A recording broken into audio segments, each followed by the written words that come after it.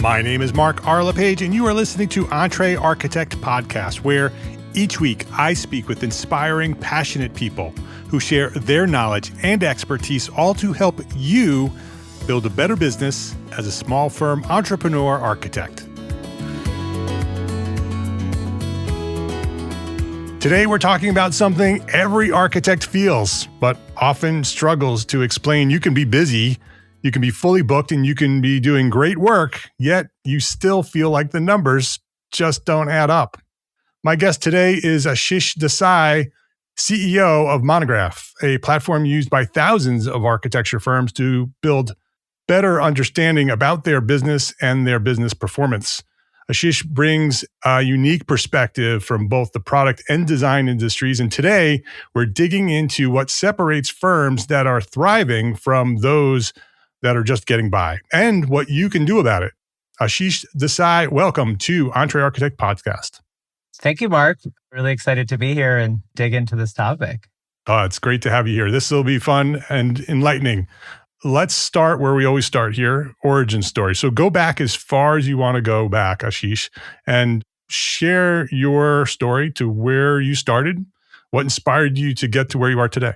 Yeah. So I don't know how much time you have, so I'm not going to go all the way back. You can go back as far as you want to go back. I would say, when I talk about my career trajectory, I'm a problem solver at heart. So that's the through line of my career. If you look at my resume, it might look a little weird. I was a GM of a greeting card business. I did hardware engineering. I did all kinds of things, but that, ultimately it was all about problem solving. And so, I came out of school, did electrical engineering, everything from, designing chips to testing out semiconductors. It was super fun. I really enjoyed it. I was building equipment that was 5-10 years ahead of where it should be. And that's fun for a little while. But then eventually you realize, I want to be actually building things that people want and buy. And so I went back to business school to try to get a better understanding of that and actually say, how do you determine what people want? And how does that inform, what you should be building? And that very naturally turned into me learning about product management, which is effectively that, which is basically combining this idea of understanding customer problems, the challenges that they have, coming up with solutions, and then finding, practical ways to solve that. And so that took me to tech and startup land, where I did that across a bunch of different businesses. As I mentioned, at one point I was even doing that for a company that was trying to modernize greeting cards. And that was actually really fun. And I learned a lot. And that's where I learned about other functions outside of products. So marketing, operations, and things of that nature. And that's kind of helped me out in my current role, which I'll get to in a second. But then, after that, I went on to 99 Designs, which is a platform to connect clients with graphic designers of all kinds. I would say that was my baby. That was where I grew up the most. I was the first product manager there and eventually became the CPO and had a large team and was there for 7 years, which is an eternity in tech, and amazing experience and really formative. And like you said, that was where I started really understanding the value of design and the challenges of being a design professional and running your own business. Graphic design is obviously different than architecture, but there's a lot of parallels. In particular, a lot of people that love their craft, but don't necessarily love running the business. And so, I got the first taste of helping those types of folks then. I took a little bit of a detour to go to Handshake, which, if you haven't heard of that it's effectively like a LinkedIn for seniors, juniors and seniors in college, effectively helping them find their first job. That was really awesome, mission-driven experience where, helping people find employment is really important. And so I spent 3 years there. And then that led me to, I met Robert, who's the founder and CEO of Monograph for basically up until just a few weeks ago. And we really clicked. It was an amazing experience, as I said, where I felt like a lot of the parallels from what I did at 99 Designs and some of the kind of marketplace dynamics that I learned at Handshake kind of came together. And I learned a lot more about architecture. I will admit, I didn't know very much 3 years ago about the architecture engineering space, but that's what I think I'm particularly good at, is learning a lot about a new space, and that gets me excited. And so, I've spent the last 3 years now leading product at Monograph. And for those of you that aren't familiar, I kind of mentioned it earlier, but what that really means is you have product managers, you have designers that are helping to understand, and hopefully any Monograph customers on here know my face. I've met a lot of them, to understand their problems, try to figure out how can we help. And sometimes we can do it in a very unique way that is different for them. And sometimes it's very straightforward. But either way, we try to come up with those solutions, work with our software engineering, not to be confused with, structural engineers or the like, to come up with those solutions and then execute them. And so I've been doing that for the last 3 years. And then, for the last little over a month, I have moved up into the CEO role. Robert did an amazing job getting us where we are. I'm so grateful for him. He taught me so much, both about leadership as well as about the space, of course, of architects and engineers, and used his intuition all along the way. I'm excited for what he's got cooking up next. Founders are founders and they like to start things. And I think, we're now at a great position at Monograph where we're at a scale where it's maybe the business school guys' turn to take a pass at this. But and so that's where we are today.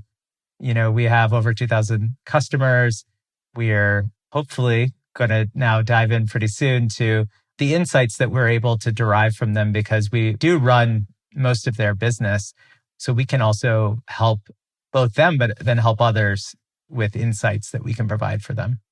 Yeah, well, thank you for that. I appreciate you sharing your background and talking a little bit about the transition from Robert to you as CEO. Because I think a lot of people, when they saw the title of this episode, were like a little confused if you haven't heard the news. And so it's good to have you leading Monograph. Monograph has been an integral part of a lot of the firms that listen to our podcast. And Robert and Monograph have grown up with our community. And so welcome to the community. Thank you so much. Let's jump into the insights. The thing that we want to talk about today is a report that you've recently released at Monograph. You want to share a little bit of background about the report, what it's for, who it's for? Yeah, for sure. I think what's amazing about Monograph is because we run, so much of people's business, we do everything from tracking their time to creating their invoices to getting them paid to connecting with their accounting system. We're able to give very unique insights relative to, some of the other things out there that might be survey-based, self-reported. I think we all know that part of the biggest challenge that I'm sure we'll get into in a second is really having a good understanding for your current business. And so I say all that to say we're using actual data from our platform, anonymized, of course. We're not looking at any individual customer, but all aggregated across those 2,000 firms. We're able to give a lot of insights on who's doing things well and how can you learn from them, really? Because I think obviously all of us, that's how we grow and improve. We look at what's possible and we try to understand, okay, well, what are those folks doing that I'm not doing? And how can I achieve that? And, hopefully the takeaway, if you do look at this report and listen to this podcast, is that some folks are doing really, really well. I think this is a space, better than me, Mark, that, a lot of people often feel like it's a slog. It's really challenging to, run businesses in this space. And how do you do that profitably? And how do you focus on what you love, but still run a business? And I hope what comes out of this episode and out of the report is that you can see that there are people that are doing quite well. And that's possible for you too, as long as you're able to kind of follow some of these steps. Let's talk about that a little bit, because in the work that I am doing at EntreArchitect, I talk to hundreds of architects. And there is that gap of some of those firms are thriving and they're doing great and they're building really profitable firms. And then there's others that no matter what they do, they're busy, they have tons of work, but they just can't get it to work financially. And they struggle through their entire career, right? And there's a lot of architects out there that feel that for decades because they just can't figure out what's wrong. What is going on there? Can you walk us through what is causing that gap between firms that are thriving and firms that are struggling? Yeah. If I were to summarize, I would say, and we'll dive in a little bit deeper, but I would say those that are utilizing technology in one way or another to help them are the ones that are, separating themselves. And what we found this year, we've been doing this report for several years now. And, we release them every year. This year in particular, we've noticed, not to surprise anyone, but that AI usage does separate the people that are performing the best from those that are even just doing average or worse. And I think that's actually, of course, not everyone, but maybe some people are rolling their eyes and like, okay, yeah, I know, AI. But I think really it's just a continuation of a trend where it's like, if you are embracing technology to help you solve these problems, especially the things that are not critical to your business or not like strategically valuable to your business, I should say, and kind of let technology do that work for you, then you can spend your time doing the right things. So what I mean by that, if we were to break it down, it's probably three major areas. First of all, everyone's a service-based business or, for the most part. And so where you're spending your time is critical. Your employees actually working on billable hours or work that's going towards, even if you're not doing hourly work, let's say, just work that's going towards client outcomes is what you really need to be focusing a lot on. So that's like step number one. And everyone, I think, knows that. But then, how do you achieve that? And we'll talk about that. The second step is, okay, well, you could spend a lot of time doing client work, but are you making sure that you're doing that efficiently within budget? And the reason all that matters, obviously, is can you actually charge for that work that you're doing? And then are you doing that at reasonable rates that keep you profitable, right? And then finally, it's once probably anyone that's deep in the metrics, the first one that I mentioned is utilization. The second is realization. And then the last thing is, okay, are you actually then getting paid, right? Is it happening? And, are your clients, paying that? Are they doing it at a regular interval? How's your cash flow? Those are all really surprisingly challenging at times for folks. And so just hitting each one of those things is really what it comes down to. And on one sense, it's simple. There's 3 steps. On the other, we realize that there is a lot of balance there.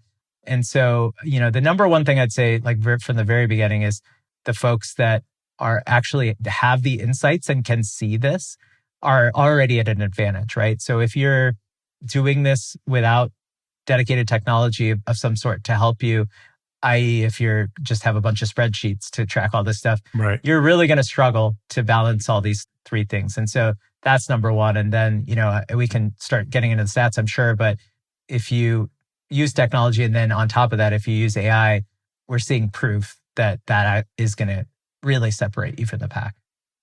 Yeah. So to repeat what you said, utilization, where your time goes, realization, what gets paid, right? What work is payable and what's not payable? What are you doing for free? What are you doing that's not billable? And then cash flow, where the money's coming in and where is it going out? Exactly. Right? And being able to track that and understand at any time what those numbers are. And what you're saying, Ashish, is that by tracking those, that's really what's separating the firms that are succeeding from the ones that are not. The ones that are paying attention to their business and the ones that are just sort of flying by the seat of their pants. Correct. I mean, you can't improve something that you don't measure and that you don't have easily accessible to you. So, making sure that you have a good sense of where those things are at, and then you can track those over time and improve those and see where you're missing. I think you can, for example, look at our benchmark report and compare what you see internally to what you see in this report. And in this report, you'll see the top quartile of folks, i.e. the people that are doing the best. You'll see the average and median, and you'll see the lower. And, if you're in anything other than the top, my message would be there's no reason that you can't be in the top. You should be able to achieve that. You're seeing proof that people can achieve that. For anybody who wants to just go check out the report, it's available to you at monograph.com/benchmark. Easy, right? Monograph.com/benchmark, and you can go download the report and follow along. Can we get into a real world example? Maybe talk about a firm that's maybe 5 to 10 people, small firms, people who are listening to this podcast, how one change in one of those 3 areas can make a difference? Yeah, maybe we could even go through each of those individually. So on the utilization side, I think the number one thing you can do is find a way to automate or at least dramatically simplify a lot of your admin work, right? So what we see is, I think on average, we have about an 80% utilization rate for most of our kind of the average customer.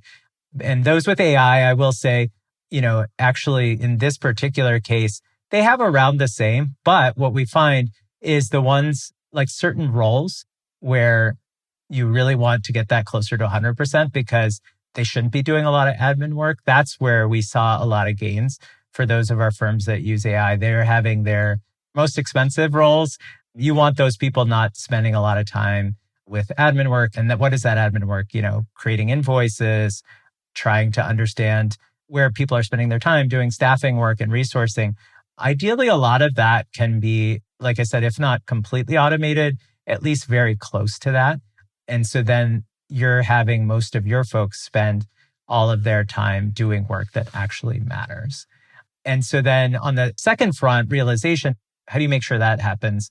Well, a lot of our firms, what they do is the way Monograph is set up in particular, it's hard for me not to talk about us specifically, but what we do is we try to give you a real-time view of how you're trending against your budget and not just what you've consumed so far, in terms of how many hours people have logged and that kind of thing, but also looking at what you have planned in the future with your staffing and resourcing and telling you, are you going to hit your budget or are you going to exceed it? Or hopefully maybe you come under it. And that's actually the number one thing you can do to hit your realization, right? Because what you don't want is, towards the end of a phase or a project, you realize, oh man, we are already over and we can't charge the client for this, but we still have to finish this project. And so having that real-time visibility at any given time on how you're trending and then moving folks around, even if you're a 5-person firm, when we first launched our staffing product, I think there was some question of like, yeah, okay, we'll use this to just look at this week. And we'll also just copy it from last week. Like whatever they did last week, they'll just do again this week. And then I think some people realize like, oh, wait, this power of actually looking all the way to the end of the phase gives you what I just described, a real-time view on like, oh man, we're not going to be able to charge for this in 2 months, 3 months. And that's super important. And that's how you keep ahead of the realization rate. And then on the cash flow side, here's where I would say, AI isn't even necessarily something you need to worry about, or maybe in a subtle way, but there's just some really simple things that I think everyone can do. Number one, bill every month. Right, exactly. I know, Mark, you talk about this all the time. I know we still have customers that are like, we only bill on certain milestones. Why doesn't your product make that easy? We do allow you to do that for sure. But a lot of what we default to is like, you just bill every month. You can't run a business where you don't have predictable cash flow coming in and going out. And it's very, very challenging. Just candidly, your clients are taking advantage of you if they're not paying you every month. You're giving them a loan, right? Right. And you're not charging anything for that loan. You're not getting any interest for that loan. So that's a problem.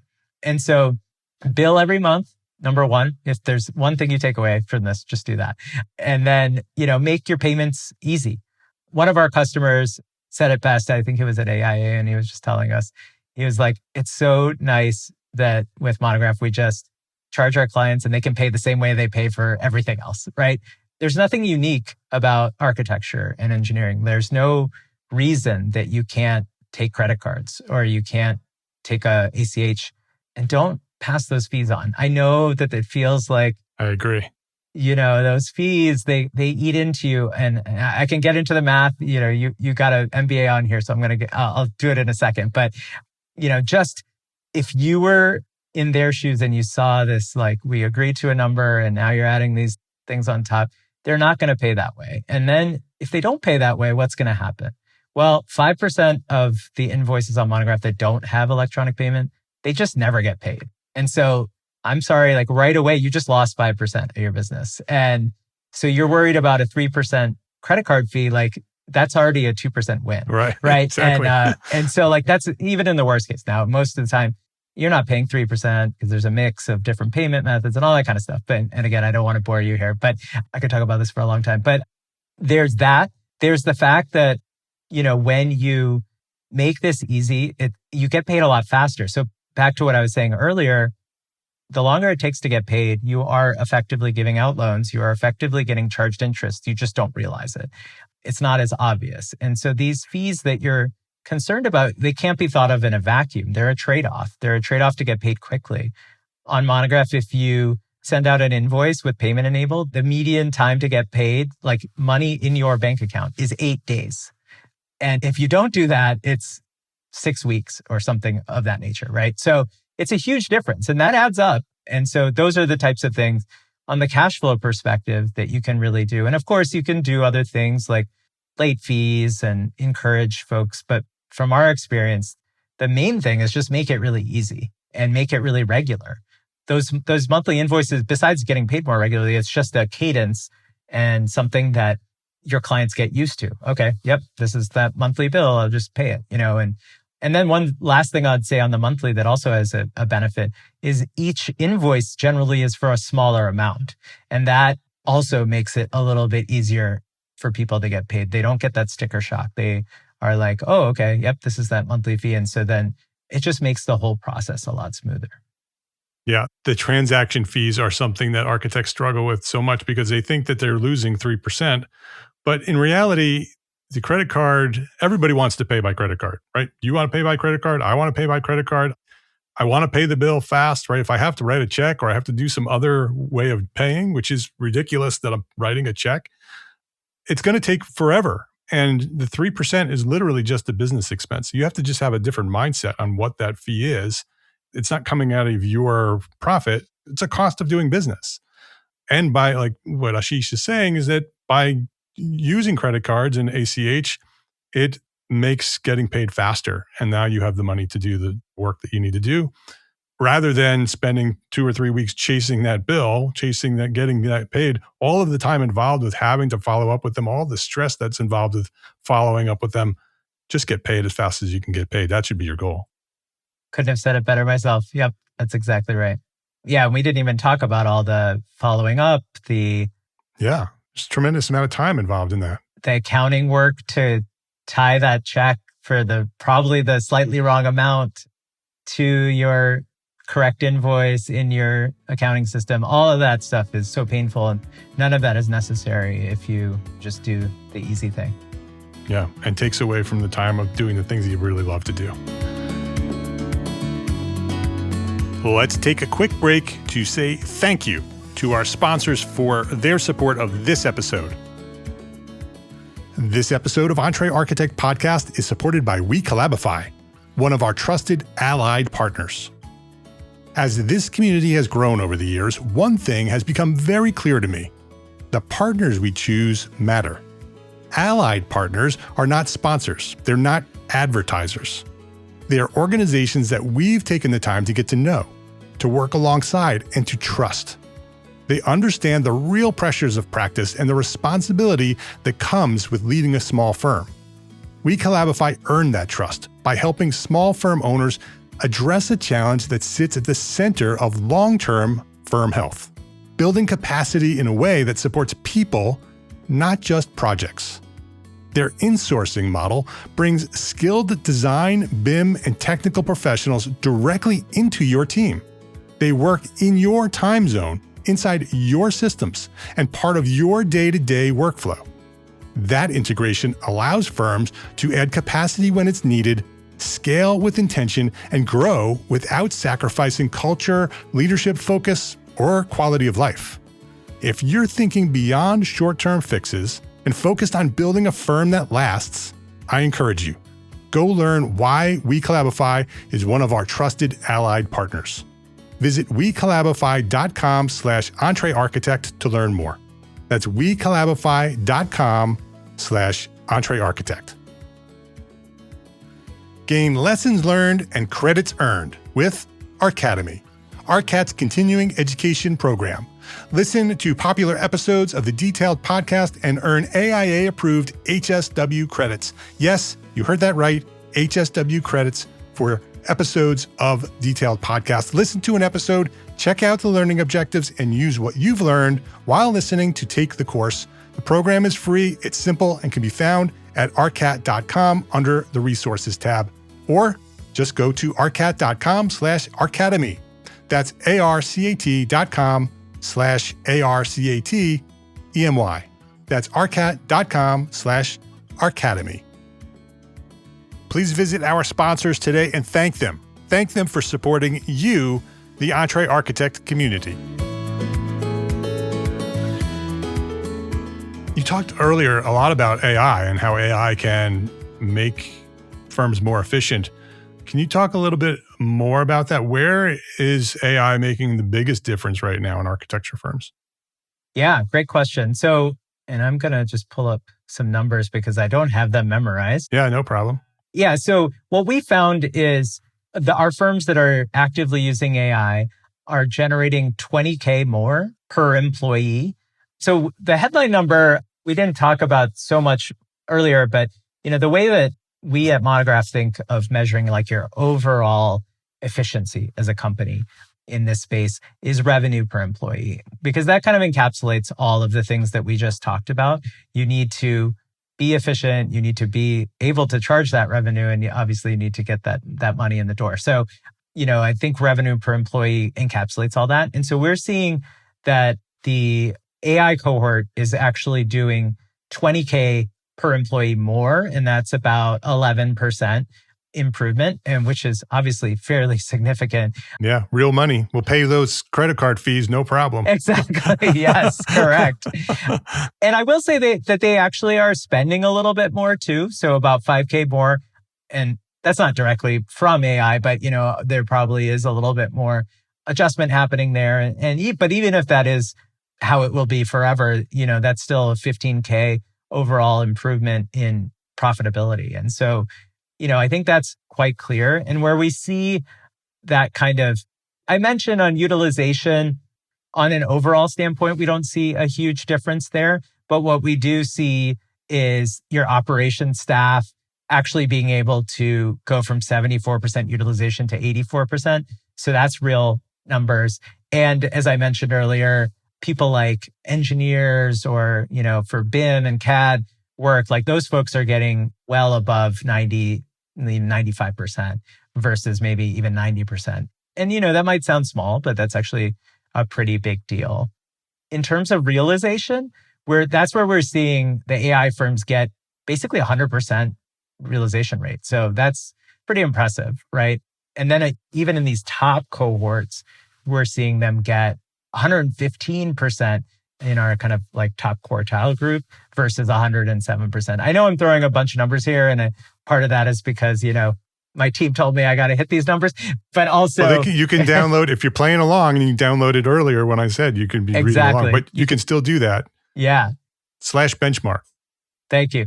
But mainly I think what I'm trying to help people take away, again, I think this is just part of this trend where if you embrace this work and especially get it to do a lot of the more mundane tasks, if you will, then you can focus more on what you love. And that's actually always been what we've said at Monograph, whether this was AI or nothing, or just generally technology should allow you to do that.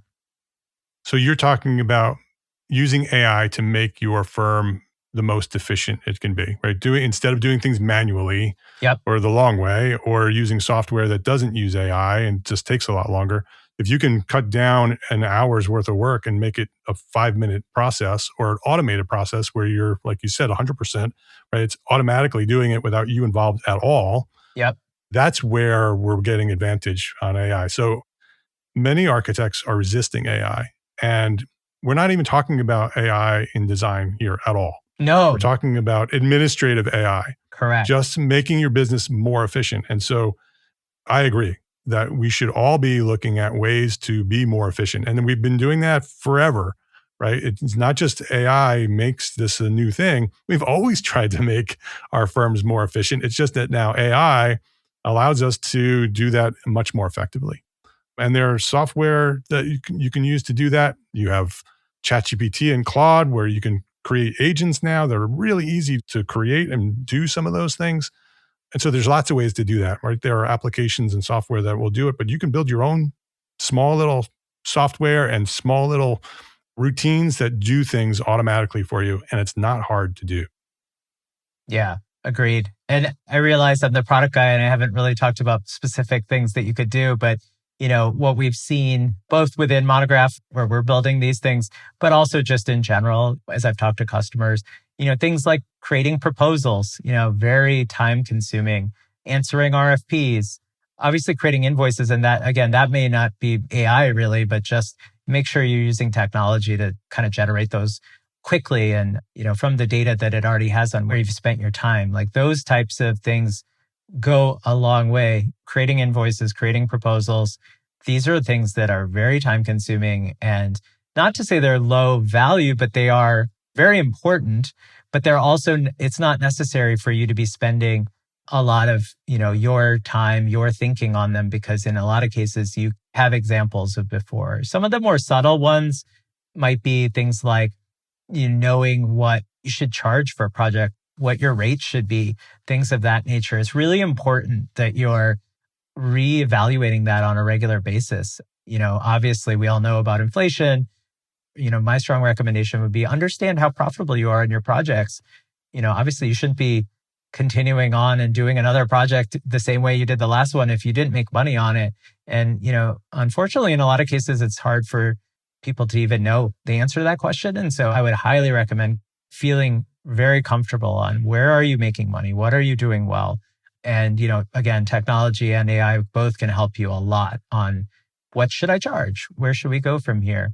And then there's, very rote things like you're getting emails every day, probably still to talk with clients and consultants. Like, how do you parse that information? How do you get that into a system? How do you turn a bill, that you got in your email, like to an actionable thing that you can spend? Again, find tools. Of course, Monograph can do all these things, but, find tools that can help you with all of those things, because those are all the things that you're spending your time on. Even just go into your time tracking tool, assuming you have one, and look at where you're spending all your time, and then figure out how can I spend less time doing the ones that aren't actually helping me run my business. Yeah. And you could spend more time doing the things you love. Exactly. Which is a message that I tell you about all the time, right? Focus on your business so you can go do your art. Before we get to the final question, we threw out a lot of information here today, and we've given them lots of suggestions, lots of valuable advice. So it's lots of numbers and lots of places they can start. For somebody who's listening and they're not sure where to start, can you give us like a simple self-assessment starting point where it could help us understand where my specific situation needs the most attention?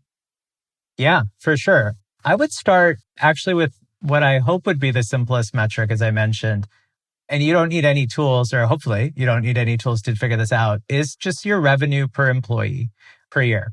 Look at that number. Is it healthy? And again, we can give you ranges if you get a report, but like, where do you sit on that? And the reason that we like to use that is that obviously controls there's big firms, there's small firms and things of that nature. But, within reason, that should be something that you can control for. And so first understanding that, and again, you don't need, I hope that's not very overwhelming. You should know how much, you made last year and how many employees you have. So that's pretty straightforward.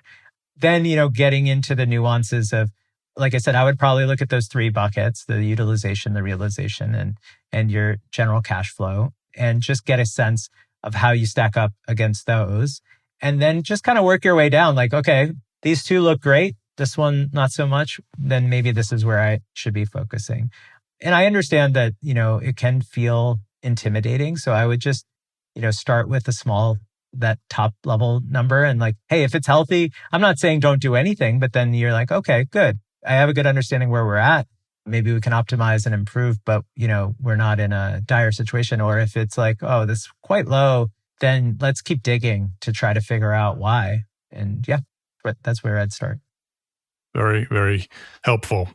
All right. Final question. What's one thing that a small firm architect can do today to build a better business for tomorrow?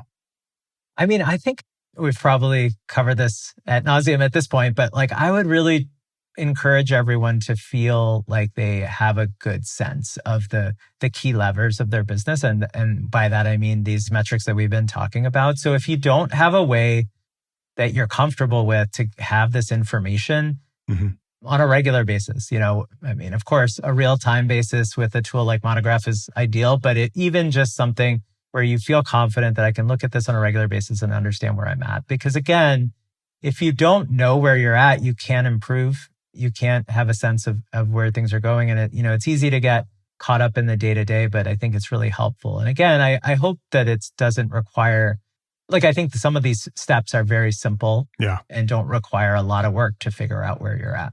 Yeah. Very helpful. His name is Ashish Desai. He is the new CEO of Monograph. You can learn more about Monograph at monograph.com. The Benchmark Report, 2026 Benchmark Report, is available at monograph.com/benchmark. Super helpful. You can download it and find out all kinds of information and then compare your firm to the benchmarks. That's the idea. Ashish, thank you very much for actually first dedicating yourself to this community of architects and doing all the work that you've been doing for the last 3 years at Monograph, building that product into a product that really helps architects be more successful. So I appreciate you for all the work that you've done up to now.